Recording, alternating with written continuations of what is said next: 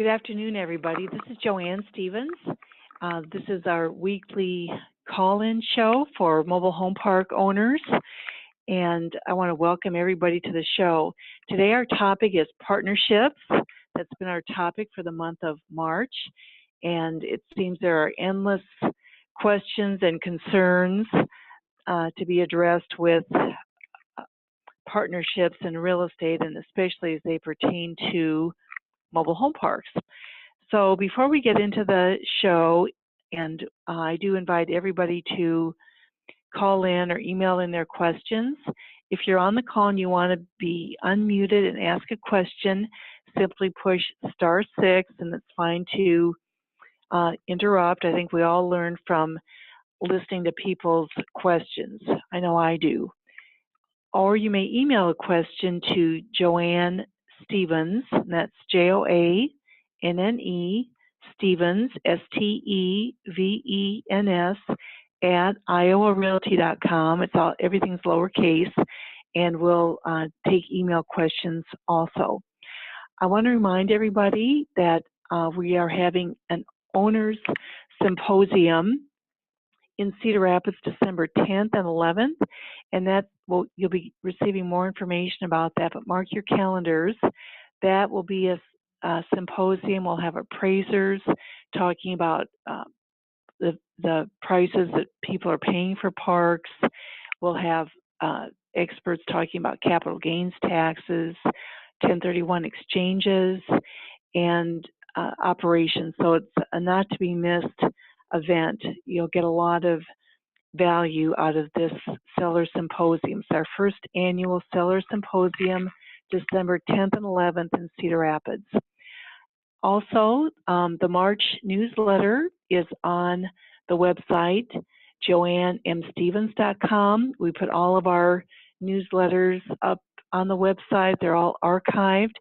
Or if you wish to receive the newsletter by email or by mail, let us know. We'll put you on the list. There's no charge for the newsletter. So again, just email me at joannestevens@iowarealty.com, or you can just call and leave a message. My phone number is 319-378-6786. Also want to remind people that the Las Vegas, or the Manufactured Housing Institute, our National Trade Association, is having their annual conference May 2nd, 3rd, and 4th in Las Vegas at Caesars. And on Tuesday, May 2nd, that's the annual forum for park owners. And it's a full day of speakers talking about park operations. And it's always well worth the cost of attending the conference. One more announcement is that George Allen, who has an annual roundtable for mobile home park owners and retailers and manufacturers, his event will be mid-September. We don't have the dates yet or the location, but as soon as we do, those will be on the website. If you want more information about the Las Vegas event, the George Allen Roundtable or the Owner Symposium, just go to my website and click on Save the Date up at the top. So without any, so now we're going to get into the partnerships. And again, just press *6 if you want to ask a question. So the thing about partnerships is that you want to be on the same page with your partner. And as a broker, having sold a lot of parks over the years, I would say that that is something that I see time and time again, whether your partner is your spouse or it's your kids or it's a friend or a business partner.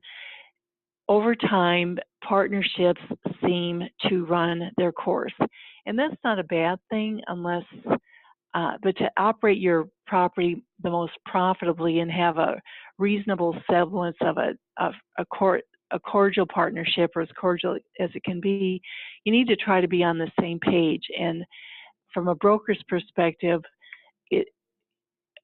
it's common to see partners who aren't trying as hard as they did in the early days of the partnership. In fact, I would say a common ingredient of partnerships is that in the beginning of a real estate partnership, the money issues can be a little more intense because the cash flow maybe isn't as good. You have a lot of debt, or there's unanticipated expenses. And actually, partners tend to get along better when when it's more difficult, when the money is tighter, when people have to really hustle and make it work. It seems that over time, when things get a little easier and the cash flow is more robust, that's when you tend to see partners not seeing eye to eye, or people not operating at their maximum capacity. And that's a perfectly normal way that partnerships work. That it's kind of the life cycle of a partnership. In the beginning, people are all excited and enthusiastic and willing to do whatever it takes, and over time that sort of dissipates. And that seems to be natural and normal in all kinds of real estate partnerships. So what does it take to stay on the same page? I'm going to tell you an example of a property that I closed on a couple of years ago. And it was a family partnership, and they had owned the property for many years. And as is common in a lot of these partnerships, there was a father who was had a company, a construction company, and he started building the park and did all the work of getting the permitting and borrowing all the money. Eventually, he sold the property to his children, and they took over the operations. And so they had kind of a loose-knit agreement on who was going to do what to operate the property. And over time, they stopped talking to each other about who was going to do what, even though the fact was that most days of the week they saw each other. They went on vacations together. They got along very well. But under the surface, as they were, selling the property, a lot of things popped up that they probably could have done a better job of operating the property, had less stress of operating the property, and actually made more cash flow.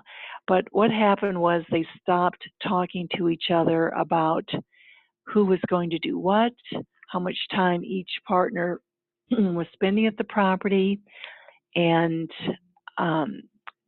agreeing on things like lot rent, dealing with abandoned homes or buying homes when a tenant needed to move out or a tenant did abandon the home.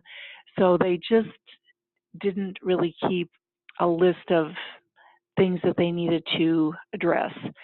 And they did, when they sold the property, they did pretty well, but I would say they probably left at least $500,000 on the table for things that they could have done with just a little bit more effort on making the property just a little bit better for the next owner.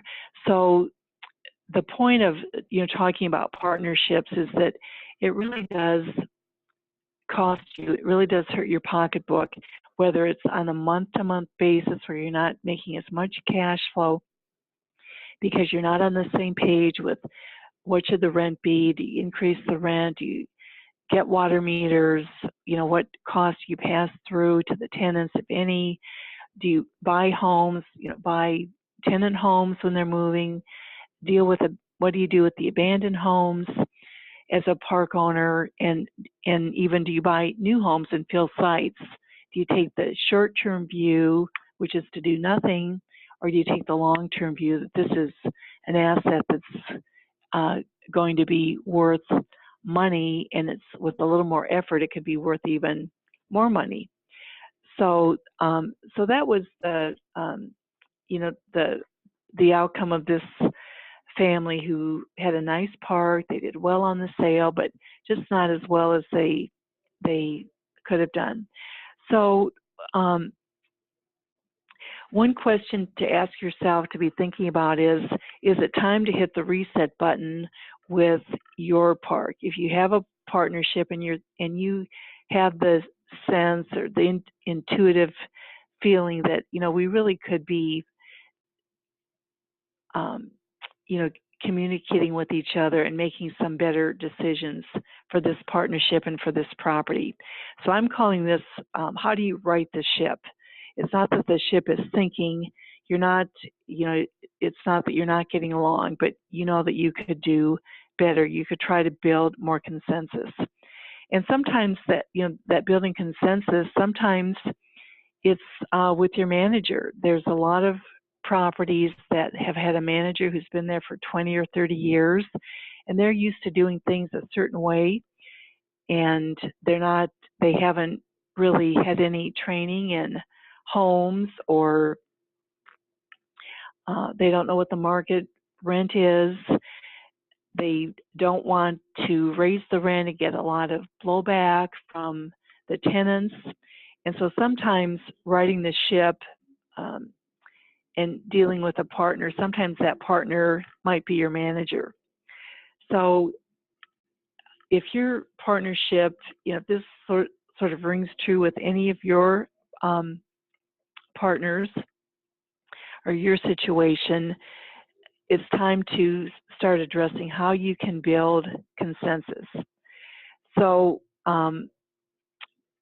one idea that I got from a very good consultant several years ago, and this consultant had worked for some of the largest portfolio owners of mobile home parks in the country. She was that good. And what a portfolio owner is, a company that owns multiple parks. So they had hired her to do a lot of their training. And she also owned parks and had been around parks for, you know, 30 years. And one of the ideas I got from her was hiring a board of directors. You know, if you're not a big company, let's say you have one park and it's under 100 sites, a small park, you can still hire a board of directors. And a board of directors are people with expertise, doesn't necessarily have to be in the park business, but they should have expertise in some area, such as marketing, such as strategic planning, maybe IT, maybe accounting, and they could be on your board of directors. You might only have to have one meeting a year, but you might also have a phone meeting a few times a year, and just put out some of the issues that you're having. That'll help you crystallize, you know, well, what is the question, or what is the situation, what is the problem, and this will help neutralize the situation by having non-partners involved in some aspects of the ownership, or the difficulties, or just the decision making. Again, if you have a question, press *6 to be unmuted and ask your question. Yes, I have a question.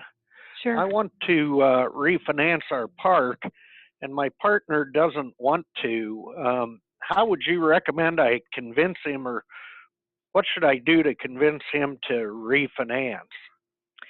Sure. Well, that's a really good question, and today many owners are refinancing their properties. And let me ask you, why are you thinking about refinancing the park? Well, I thought we might be able to use some of the money. The interest rates are low, and use some of the money to improve the park a little bit, and take some cash back out ourselves for other things. Sure. Well, you raise a really good question, and I think I really appreciate you asking that, because I've never seen a time like this since I have been in the commercial real estate business, which has been a few decades, where the banks are as eager to lend money on commercial real estate than they ever have been. So if you have a banking relationship and you want to refinance, the bank will probably roll out the red carpet for you to come in and refinance the park. So that's number one. It's just, if you want to do it, you'll probably have no problem to refinance the park. But you're right, the other thing is the interest rates are so low right now that if you refinance the park and the low rates means that you'll amortize that loan relatively quickly. So the interest costs are much, much less than they would typically be in a normal market. It seems like we have gotten a little spoiled by these low interest rates, but they're not going to stay down forever. And so now is an excellent time to take money out of your park. And again, to make improvements, let's face it, these parks don't maintain themselves. At some point, we do have to overlay the streets, and we do have to spend money on trees. We do have to, maybe replace some sewer lines or water lines. There's just, we do have to reinvest some of the money. And it's also an excellent time to, use that money for, owning a park ought to be about being able to do some of the things that matter the most to you, things that take money. So I would just, if it were me, I would ask my partner to at least go make an appointment and go to the bank and just see what the bank would offer to us. And it might very well pay you to talk to more than one bank,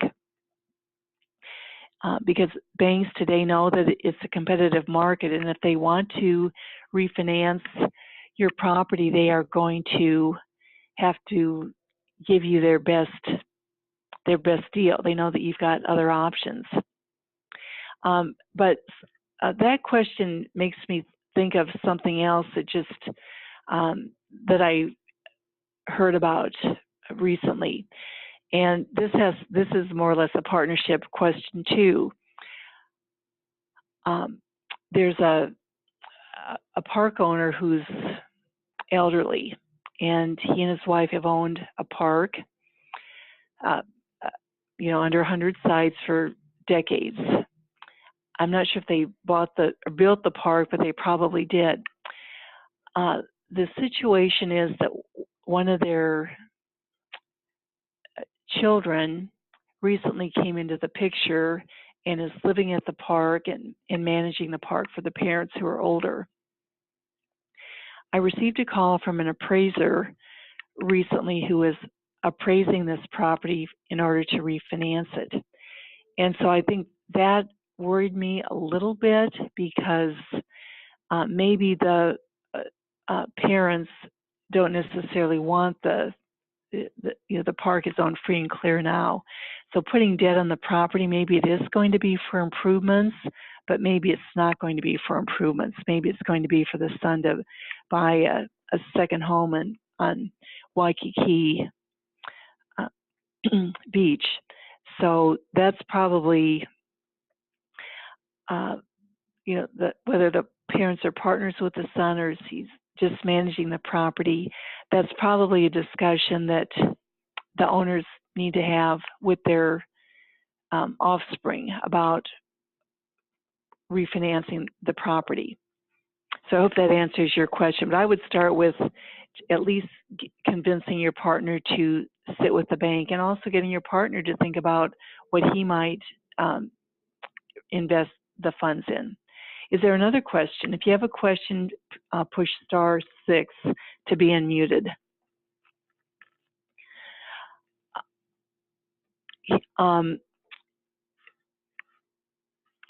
Hello, Joanne. Yes. Yes, hi, this is Jim West out of Kansas. Oh, hi, Jim. I got a question. We have a park that has about 40 vacant sites, and I got a partner in this project, and my partner doesn't want to go into debt to buy any homes for our vacant sites. How can I convince him that we need to borrow some money to buy homes? Yeah, and so are you talking about buying new mobile homes or used mobile homes or both? Probably both. Mhm. Mhm. And do you know why he doesn't want to borrow money and fill those sites? I think he's just reluctant to make more investment in the park. Mhm. Mhm. And what's your lot rent? Lot rent's about $350. Okay. And do you think that's about the market, or do you think you're under the market for lot rent? We're probably in the middle. Okay, about in the middle. Okay. Well, I think that's a very common dilemma, because sometimes people do get in their head that they just don't want to borrow any more money. But in real estate, it very well pays us sometimes to borrow money in order to make more money. And so for those 40 sites that are vacant and your rent is $350, and you multiply that times 40 sites, what is that about? Whatever that calculation is, about anyway, it's about $1,500 a month or so. That's money that you will never ever get back. That is money that as each month passes, if you made that calculation, if those lots have been vacant for a while, that's a lot of money month in and month out to a lot of money you're not getting back. That's a good point. Yeah, and so I would do that calculation. If you can think back roughly of how many months that you've had those vacant sites, so that would be one calculation. And so I think the other calculation would be, if you calculate that over a year, that's $168,000 that you're not getting. Mm-hmm. I think that's a chunk of change by anybody's standards. Would you agree? Absolutely. So I think, making that assessment and sharing that with your partner, and then also going into the future, for however many years you expect to own the property. Maybe you don't have an end date. Maybe it's just you're going to own it for forever. As far as that's going to be, even you're talking about real money. Mm-hmm. And so the other side of that would be, what do the homes cost in terms of the actual invoice if you buy a new home, and what are all the installation costs? For a single section home with the installation standards today, you're talking about probably another $5,000 to $6,000 by the time the home is turnkey, and turnkey means ready for a homeowner to move into that home. Mm-hmm. You're going to have a little bit of marketing costs, but again, I would start with financing is readily available for you as a park owner to buy homes. And so taking your partner to the bank and having him, see what the terms are to borrow the money. The thing that is not readily available, and is still a big problem in the mobile home park business, is there is not financing for your consumer, for your tenant to buy that mobile home. And so selling those homes is challenging, and that's a whole nother area of how do you legally finance that home, because with the Dodd-Frank laws and the SAFE Act laws, there's a lot of limitations on the park owner financing that home to the buyer. You can do it, but you just have to make sure you're following all the regulations. Sure. Or team up with somebody who has a proper licensing to do that. A lot of park owners are renting those homes. In fact, there's a large park owner in a Midwestern state. He's very, very successful. He has about 2,000 mobile home sites, so that's a lot of sites. In the past, he would not have rented a mobile home in his community if his life depended on it. It was just not on his, that's just something he would not have done. And that used to be the thinking that if you are renting homes in your mobile home park, that means you must have a real dog of a property that's really run down and in a bad part of town and a lot of problems. Today, that's all changed. Some of the REITs, the publicly traded companies that own mobile home parks, they've been renting homes for years. This park owner, who's just an individual park owner, owns all these sites. He's renting the home. He's buying new homes, and his theory is, okay, I'm going to rent these homes because the price point of what it costs, which is about $40,000 or so by the time you buy the home, set the home, install the home to the standards that are mandated by law for the home, that price point doesn't work for him. In other words, he doesn't have customers that can write the check for $40,000 to buy that home. But there are tons of good prospects who want to rent that home, and they're good tenants. They have jobs. They have good paying jobs. They have good credit. They can afford to buy the homes. They'll be easy, or rent the homes. They'll be easy tenants to manage. So his philosophy is he's going to rent those homes, and then even though he's paying cash and not financing the homes, he's doing an internal amortization. So when the home is amortized down to say $30,000, he thinks he can sell that home as a used home and get cashed out of it. In the meantime, he'll be getting rent on the home that is paying, some of his costs, and he's also getting what he really wants. Any company who is renting homes, what they really want is the lot rent. Nobody's making money on renting the homes. Nobody's making money on buying the homes. They're making money on renting those lots that they never would have gotten that lot rent on. Does that help answer your question? Oh, okay, I guess our caller is gone. But that is what, from a broker's perspective, that is what I am seeing. Very significant, very long time park owners do that in the past would never have rented homes or done rent credits or rent to own. Is there another question? If you have a question, press *6 and you'll be unmuted to ask a question. So I wanted to cover, what are some of the things that owners, partners don't necessarily see eye to eye on, or maybe they don't see eye to eye on certain things because they have not wanted to bring certain things up. And so we all have to learn how to say what we need to say to our partners, but in a way that isn't all accusatory or, not being nice to the partner. So some of the things that I've seen over the years is, owners or partners not being in agreement on when to raise the rent or how much to raise the rent.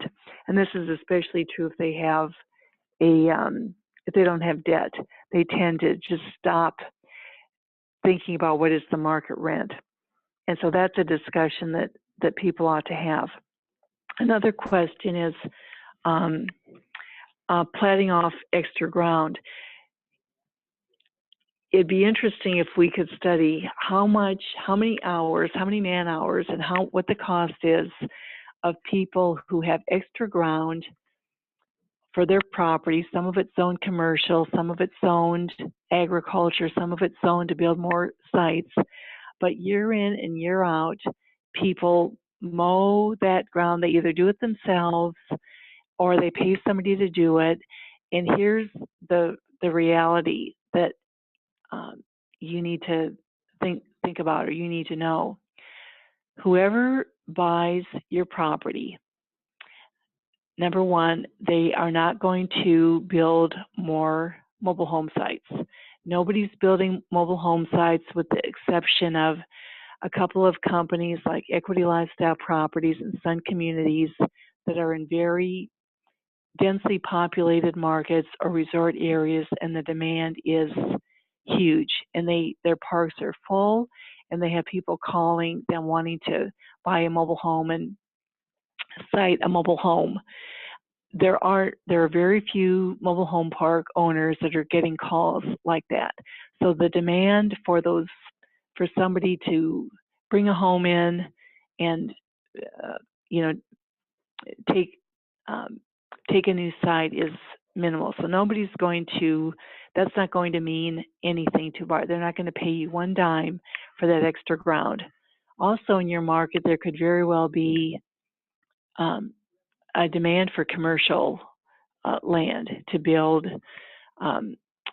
Retail is not so much in favor, but storage garages, we're seeing a lot of storage garage development.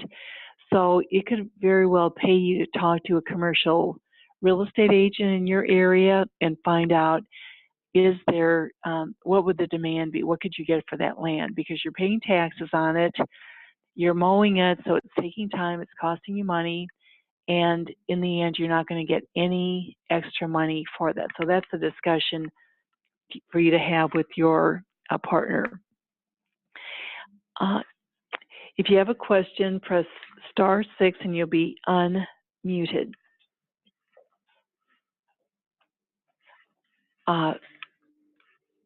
Joanne, it's your favorite assistant. I have an email question from Tom from Kentucky. He writes to us, my partner JD hired his daughter to do our books for the park. It's been 6 months. We haven't gotten the monthly report on time, and every month there are errors in the rent roll. What can I do, or how can I convince him to de-hire his daughter and hire somebody competent?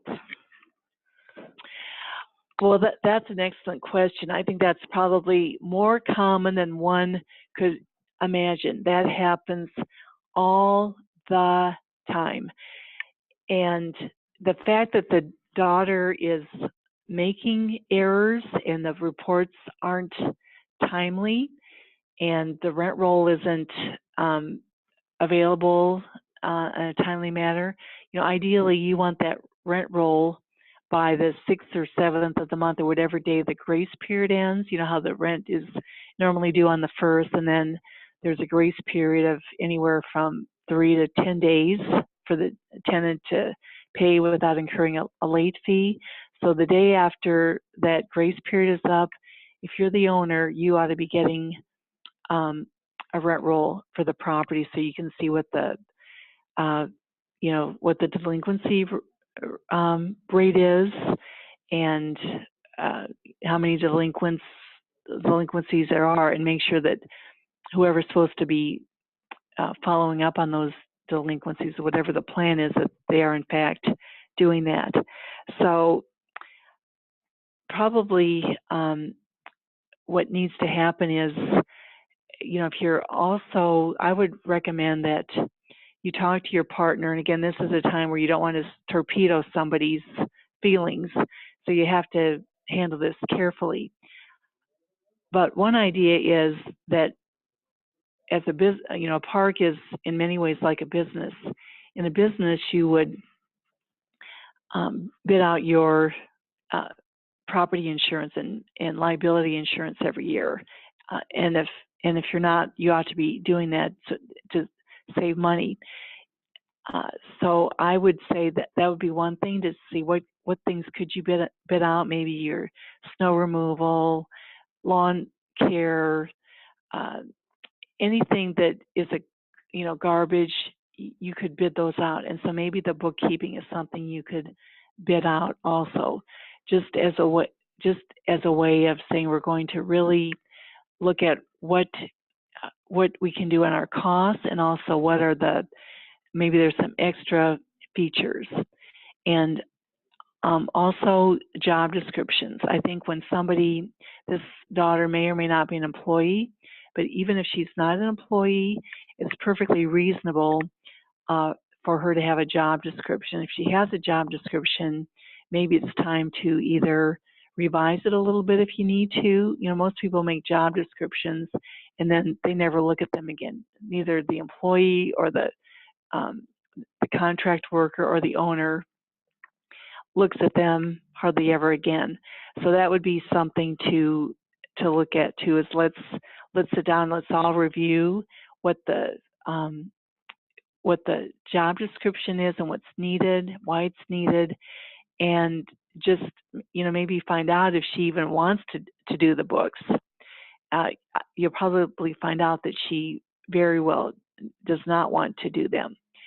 So, and maybe there's something that the daughter would be really great at. Maybe there's another function that she could do.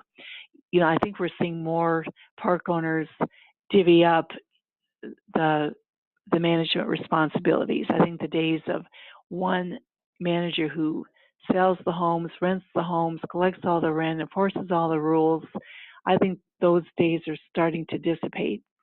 So we're almost out of time here. We're going to wrap up here. I hope this partnership discussion has been useful, and this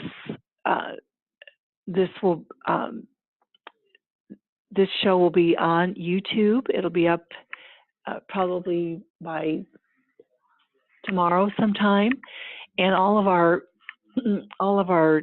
call-in shows are. So I want to thank everybody for being on the show and asking questions. And next week we'll continue. Our partnership topic will be what happens when things are really heated up and we're beyond sitting down and having discussions with our partners. Thanks, everybody.